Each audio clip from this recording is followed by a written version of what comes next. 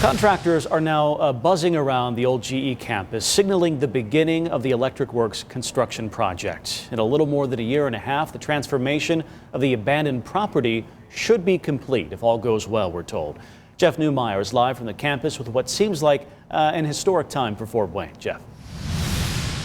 Yeah, Brian, think about all the times in the past few years when we weren't sure whether or not the colossal task of turning this thing into Electric Works would be able to get out of the starting blocks. It is dark behind me. You can't see really well, but I can tell you that today construction crews were operating heavy machinery on site and interior building demolition. That work is ready to launch, so this thing is happening. Up to 2,000 construction workers will be employed restoring these old buildings into a thriving commercial center. There will be offices, retail space, an indoor farmers market, food hall, and bowling alley, and Parkview Health and Fort Wayne Community Schools will each have a presence here. The work in Phase 1, which is on the west side of Broadway, will be focused on 8 buildings that will be renovated. Do It Best Corporation will situate its world headquarters inside one of the buildings.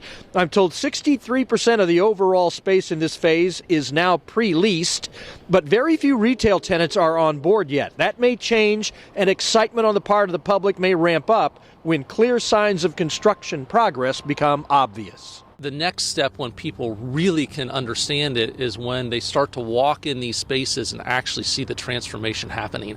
And that will happen over the next 6 to 12 months. And that's when we believe the leasing velocity, really just takes off. In Building 19 here, we'll actually be taking all of the windows out to start with so that the facade work can get done because new sills and things have to be installed. But it'll be, once those start popping in, it'll really make a huge difference on what this looks like, yes. Now, Phase 1, with a price tag approaching $300 million, should be complete in the summer to early fall of 2022.